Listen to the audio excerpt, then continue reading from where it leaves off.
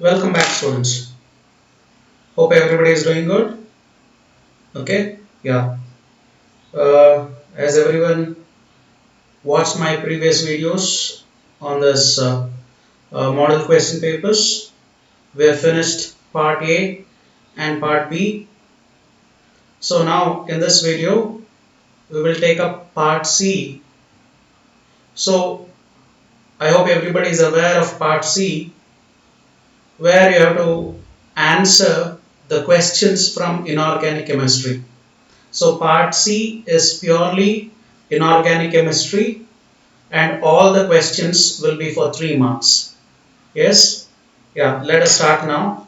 Let us go ahead with part C. Okay? We finished part A for 1 mark wherein we solved 10 questions. We finished part B also for 2 marks wherein we solved 8 questions, and now in this video we will take part C. As I said, it is purely from inorganic chemistry. Okay, again there will be 8 questions. You have to answer only 5 questions and each question carries 3 marks. Okay, please write a brief answer, a very precise answer, so that you should not lose even a single mark. Just follow what I write and just look at the way I write the answers according to the scheme of evaluation. Is that okay? Yes, guys. Yeah. Now, I'm starting with the first question of part C. Yes. So, we know in part C, we'll have to answer the questions from P block, D and F block, and coordination compounds. So, here is the 19th question. Okay. The question says like this. What is the question?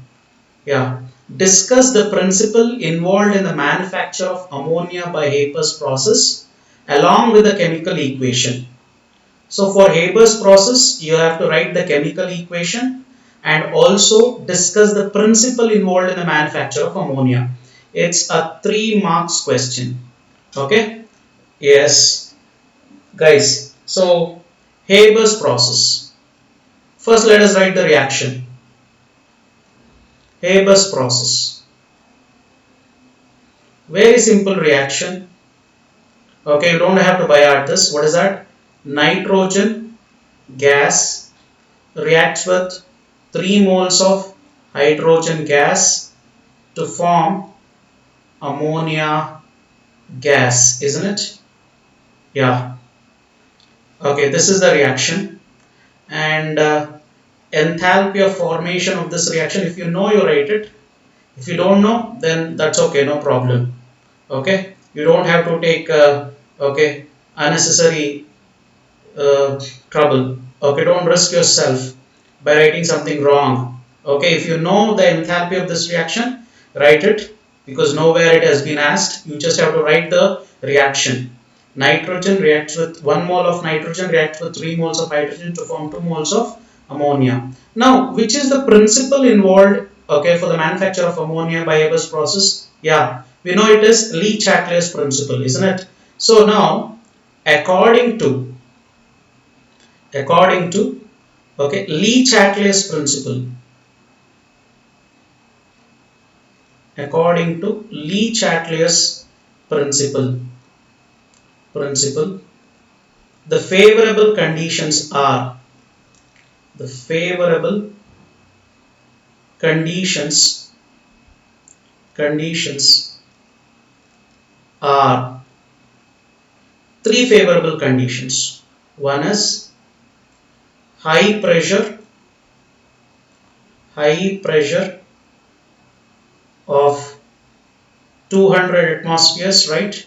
Very high pressure of 200 atmospheres, a moderate temperature of 700 Kelvin, moderate temperature of 700 Kelvin,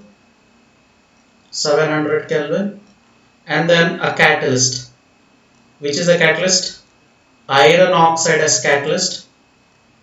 Iron oxide as catalyst in the presence of, okay, in the presence of, hope you can see down, presence of Okay, aluminium oxide or potassium oxide, right? Okay, if you write all these three things accurately the way I have written, you'll be getting 3 marks. Okay, preparation of ammonia by Haber's process. What is the pressure that is required? 200 atmospheres, a moderate temperature of 700 Kelvin, iron oxide as catalyst in the presence of aluminium oxide or potassium oxide. That's so good. Yeah, simple, very simple. Next question. Give any 3 reasons for the anomalous behavior of oxygen. 3 reasons for the anomalous reasons. They have just asked you the reasons for anomalous behavior of oxygen. Students, trust me, the same answer holds good if they ask you to write the reasons for anomalous behavior. If they ask you to write the reasons for the anomalous behavior of nitrogen or oxygen or fluorine, if they ask you any of these three, the same answer can be written. Okay, I hope you know. What are those reasons due to which oxygen exhibits anomalous behavior? 3 reasons, very simple. One is small size. Small size. This is one of the best reason. And the other one is high ionization enthalpy. High ionization enthalpy. Small size, high ionization enthalpy, high electron gain enthalpy, high electron gain enthalpy, electron gain enthalpy, enthalpy. This 3 was sufficient, but let me add one more. Non-availability of d orbitals. Non-availability of d orbitals. D orbitals. So out of 4 reasons, you can pick any of the 3 to show that okay, oxygen exhibits anomalous behavior. Come on, small size, high ionization enthalpy, high electron gain enthalpy, and non-availability of d orbitals. Correct? Simple. Yeah. Next question. What is, okay, 21st question, it contains 2 sub questions. Okay, yeah. What is aqua regia? This is for 1 mark. Okay, what is aqua regia? What is aqua regia? Yes, yeah, it is a mixture of concentrated nitric acid, isn't it? Concentrated nitric acid and concentrated HCl. Okay, in 1:3 ratio. 1:3 ratio is called as what? Aqua regia, isn't it? Aqua regia. Is that correct? Yeah. Yes. The mixture of concentrated nitric acid and concentrated HCl in 1:3 ratio is called as aqua regia. Very simple. 1 mark question. Yeah. Next one. Write the structure of chlorous acid. What is this chlorous acid? They are nothing but oxo acids of chlorine. Oxo is talking about oxo acids of chlorine. Yes, oxo acids of chlorine. Students, which are the oxo acids of chlorine? We have chlorous acid, then we have chloric acid. Sorry, first comes, just remember in this way. Okay, I'll tell you. Okay. Yes, remember this way. First one is hypochlorous acid. Hypochlorous acid. Then chlorous acid. Then chloric acid. And the fourth one is perchloric acid. These are the oxo acids of chlorine. Okay, hypochlorous acid, HOCl. See the structure of hypochlorous, okay, chlorous acid, HOClO. Chloric acid, HOClO2. Perchloric acid, HOClO3. Understood? Just look at the structure of all the oxo acids of chlorine. Yes. So hypochlorous acid, very simple, HOCl. Chlorous acid, HOClO. Chloric acid, HOCl double bond O double bond O. Perchloric acid, HOCl double bond O double bond O and double bond O. That's it. Very simple. Now the question is, write the structure of chlorous acid. Which structure are you supposed to write? This structure, isn't it? Write the structure of chlorous acid.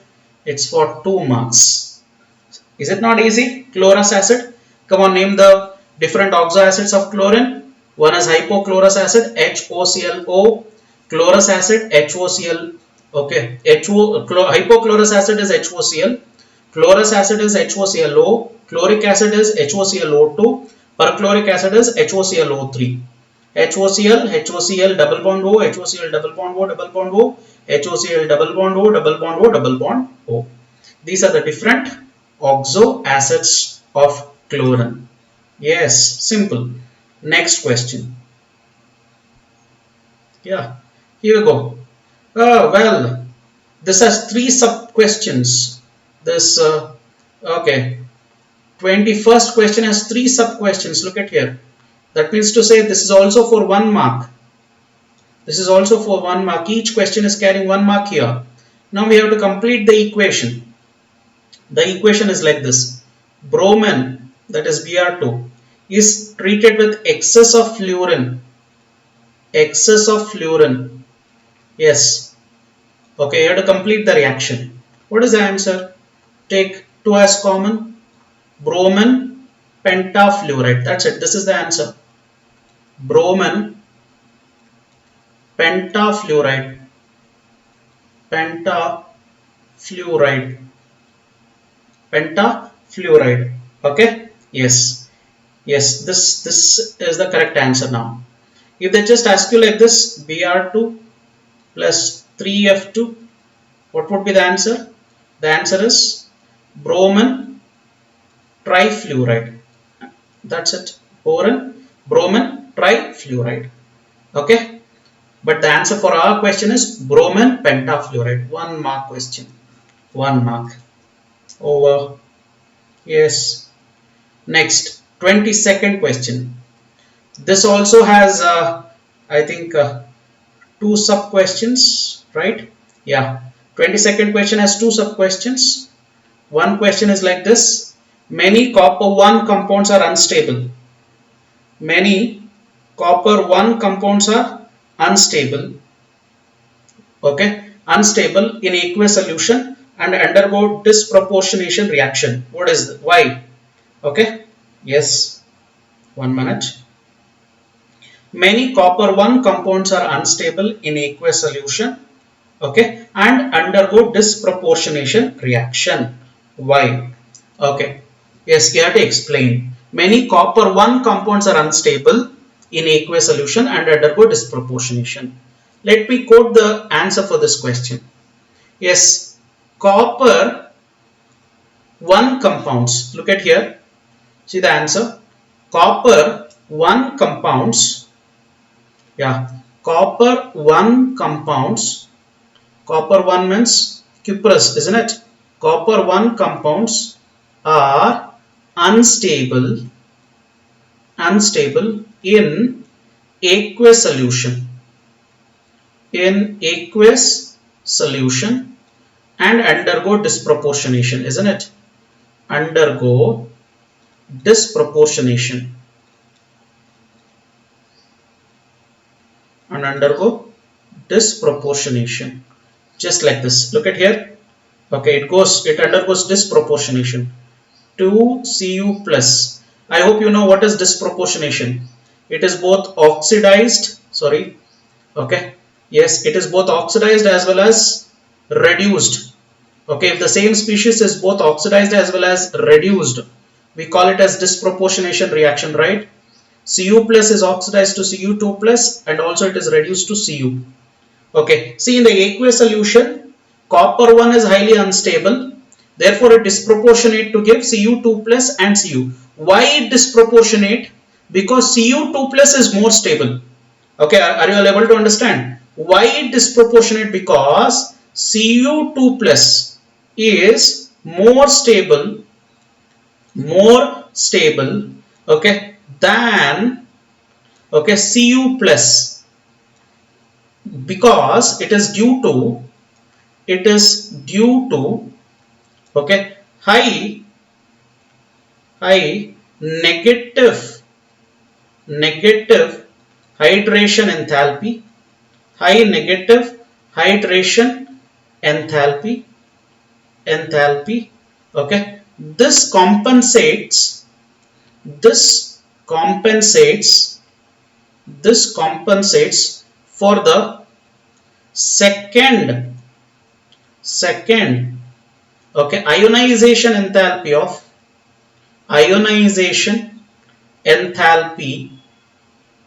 of okay Cu. Okay, look at here, see the just try to understand this. The question is copper 1 compounds are unstable in the aqueous solution, therefore they will undergo disproportionation. It is oxidized as well as reduced. Cu plus is oxidized to Cu2 plus, reduced to Cu. Why it gets disproportionation in aqueous solution? Because upon disproportionation it forms a more stable species Cu2 plus. Why Cu2 plus is more stable? Because of high negative hydration enthalpy. Since it has high negative hydration enthalpy, Cu2 plus is more stable than Cu plus, hence Cu plus will undergo disproportionation reaction. Okay, very simple. Please understand this. Okay, yeah, let us take up the sub question. What are interstitial compounds? Hope you know this. What are interstitial compounds? Okay, yeah, we know. Yes, the non-stoichiometric compounds.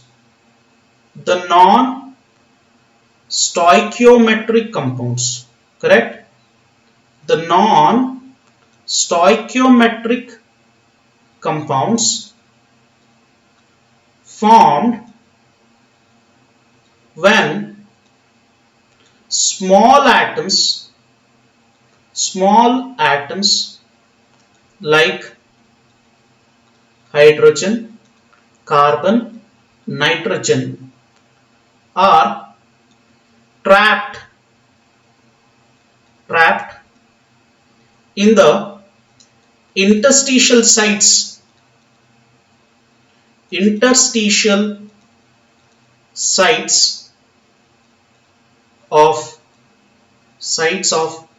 of transition metals having large voids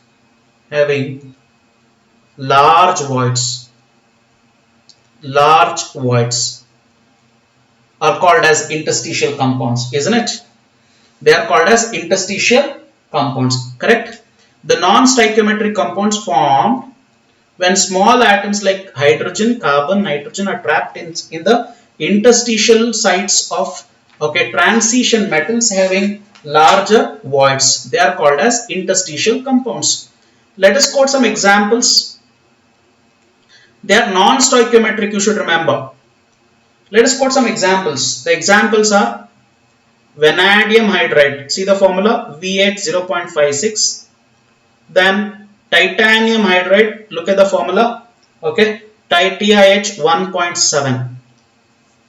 Okay, they are the non-stoichiometric compounds formed when small atoms like hydrogen, carbon, nitrogen are trapped in the interstitial sites of transition metals. See, okay, please understand what is this.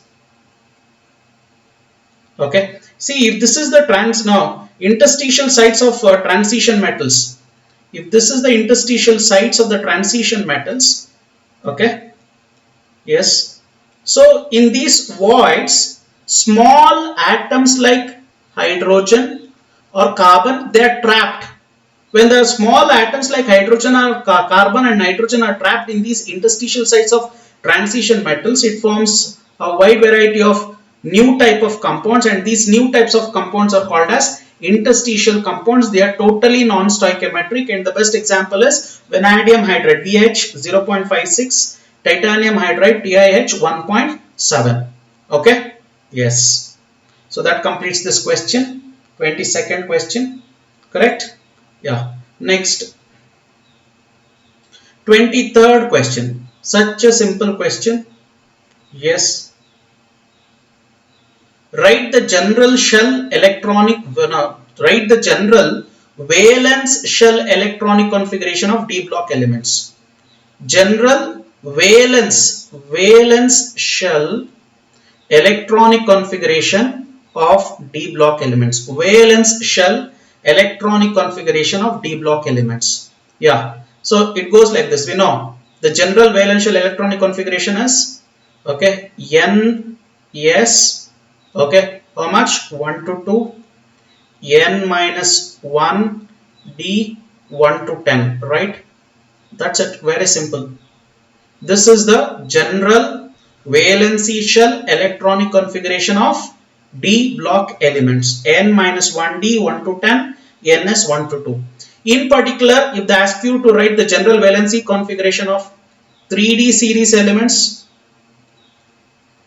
3d series, okay, 3d series, it's going to be 3d 1 to 10, 4s 1 to 2. For 4d series, okay, yeah, it's going to be 4d 1 to 10, 5s 1 to 2. Like that for 5d series, if they ask you, yes, 5d 1 to 10, okay, 6s 1 to 2. Okay, this is how it goes. But the general valence is not general. General valence shell electronic configuration of d block elements is n minus 1d 1 to 10, ns 1 to 2. Simple, 1 mark question. Okay, well, sub question for this. D block elements act as good catalyst. Give any 2 reasons. There are actually 2 reasons mentioned in your NCERT textbook. Let us write both the reasons. D block elements act as good catalyst. Give any 2 reasons. What's the first reason? Yes, they act as catalyst because, okay, because of their variable oxidation state. Yes, they exhibit variable oxidation state. Due to this variable oxidation state, they can form intermediates. That is why they act as good catalyst. Okay. Then the other one is they provide large surface area. They provide large surface area. Large surface area for adsorption. They provide large surface area for adsorption. Yes. Okay. These are the 2 reasons. One is they exhibit variable oxidation state. One reason. The second reason is they provide large surface area for adsorption. So because of these 2 reasons, D block elements act as very good catalyst. Act as very good catalyst. They act as very good catalysts. Understood? Yes, that's it. Yeah. Next one. Yeah, see, look at here, such a simple question, so simple. Yeah, this is how the questions will be even in your board exams.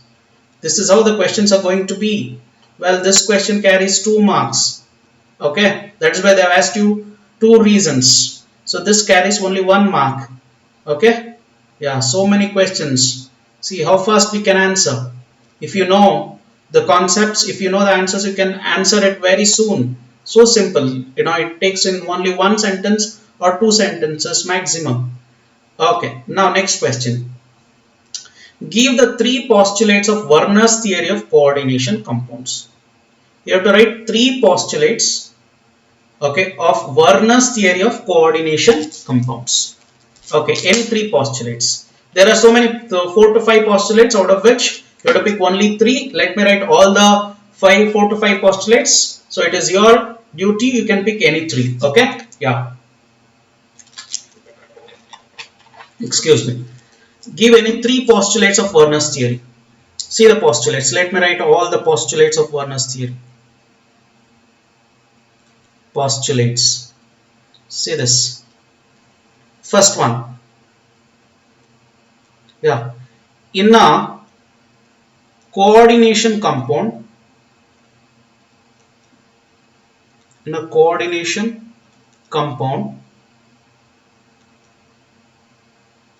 okay, every central metal atom or ion has 2 valencies called as primary valency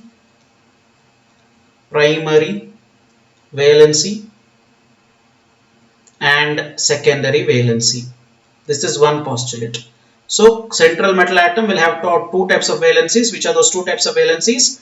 One is called as primary valency and the other one is secondary valency. Next postulate. Primary valencies, sorry, I'm writing the spelling wrong, kindly excuse me. Yes, primary valencies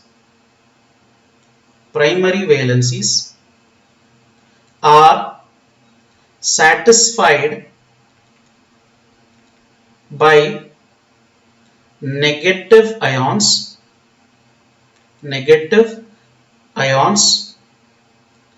and are equal to their oxidation state.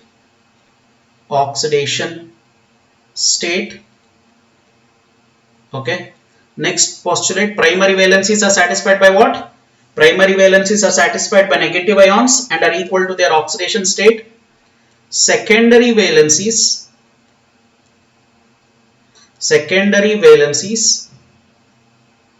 are satisfied by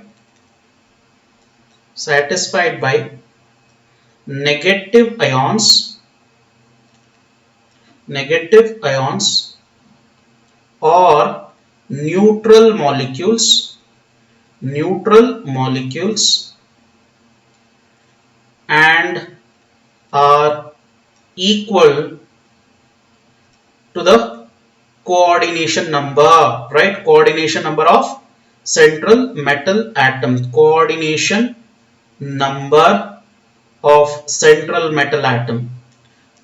number of central metal atom. These are the 3 postulates. There is one more postulate. I'll just write it here. Please excuse me. Primary valencies are directional. Primary valencies are non-directional. Non-directional. Yes. Okay. Here itself, secondary valencies are directional. Secondary valencies are directional. So there are 4 postulates. He has asked you to write only 3 postulates. So every central atom has 2 types of valencies called as primary valency and secondary valencies. Primary valencies are satisfied by negative ions and are equal to the oxidation state of the central metal atom.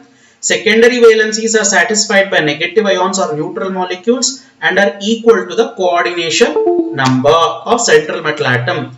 The 4th one is primary valencies are non-directional. Secondary valencies are directional.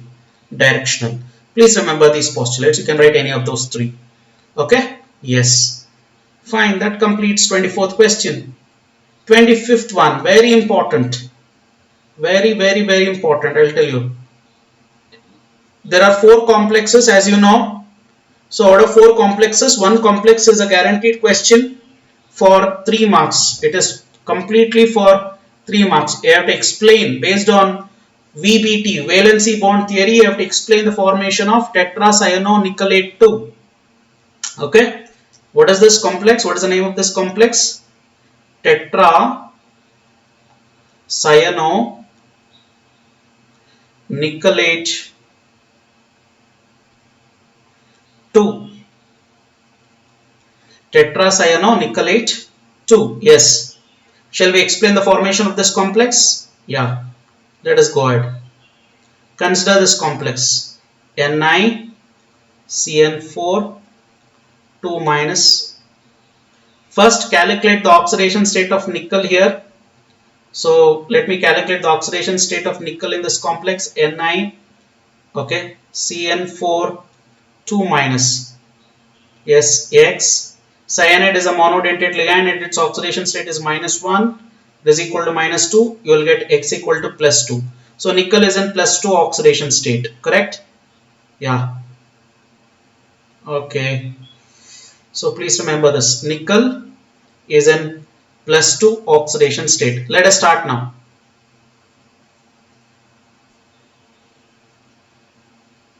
Okay. Yeah. So now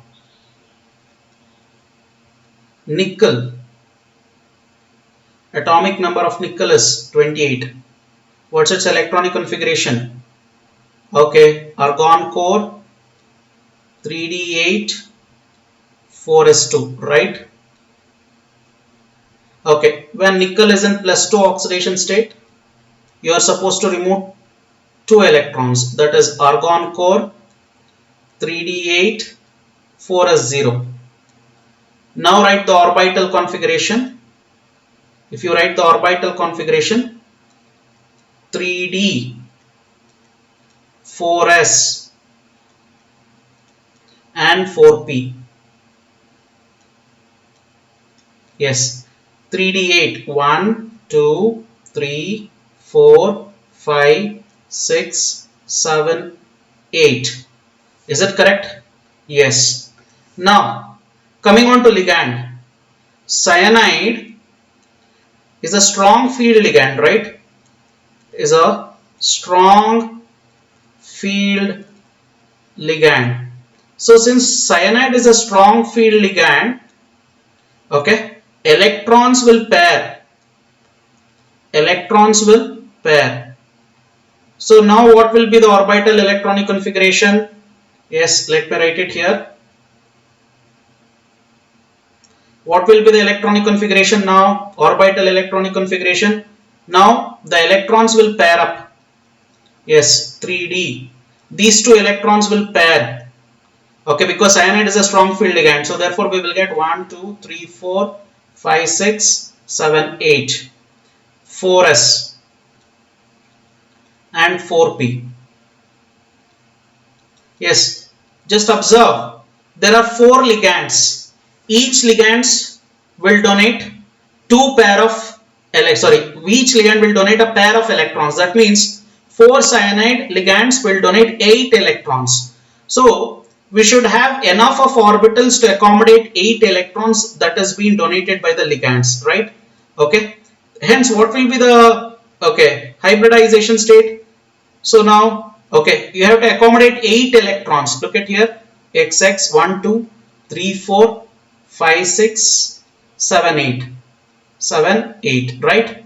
So excess the electrons that is donated by the ligand. So what type of hybridization is it? DsP2 hybridization. This completes the story. DsP2 hybridization. Now everything is done. Just look here. Okay. So what is the hybridization? Hybridization. Yes. Hybridization is DsP2. DsP2 hybridization. So if it is DsP2 hybridization, what will be the geometry of the molecule? Yeah, it is going to be square planar. Square planar. Correct? Since there are no unpaired electrons, the molecule is diamagnetic, isn't it? Diamagnetic. The molecule is going to be diamagnetic. That's exactly. Since inner d orbital is used for hybridization, okay, it is a low spin complex. It is a low spin complex. This is going to be a low spin complex, correct? So if you write this, all these different steps, follow one by one. See, first you'll write this, then you'll write this, then this, okay, then this point, okay, then coming over here, okay, and then you'll write all this different points. Okay, if you write all these different points, you'll get complete how many marks? 3 marks. Got it? That's it. Very simple. Okay, so nickel tetracyanonickelate 2 is, it involves, in this complex, nickel involves dsp2 hybridization. Therefore the complex is a square planar complex. Since there are no unpaired electrons, the molecule is purely diamagnetic, and since inner d orbital is used for hybridization, it is a low spin complex. Correct? Yes, that's it. Now I think the last question, yes, yeah, this is the last question from part C. Very simple question. Last question from part C, that is from inorganic chemistry. This question is from inorganic chemistry. Yeah. Okay, what is it? Structure of, yeah, decacarbonyl dimanganese 2. Structure of decacarbonyl dimanganese 2. Yes, dimanganese 2. So this is the structure. Look at here. Manganese. Okay, so this manganese should have 10 carbonyl ligands. This, okay, manganese should have 10 carbonyl ligands. This is how you'll write it. Look at here. Carbonyl. Okay, carbonyl. It is an organometallic complex, isn't it? Okay, it's an organometallic complex. Just observe the diagram or observe the structure. This is one. Next, carbonyl. Okay, and then carbonyl,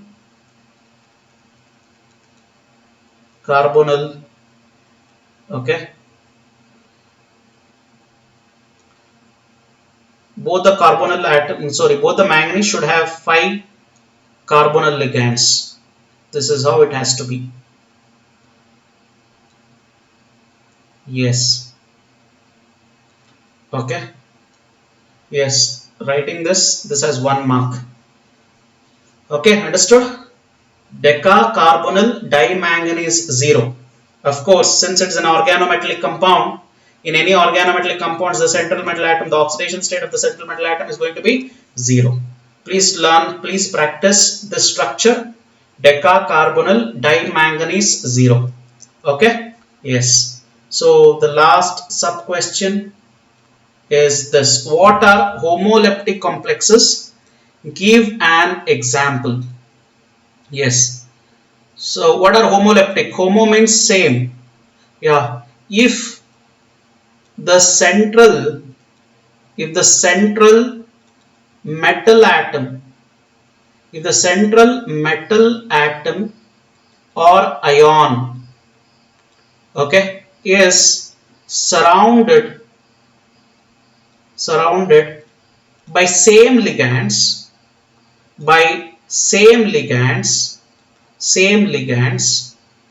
okay, then the complexes are called as,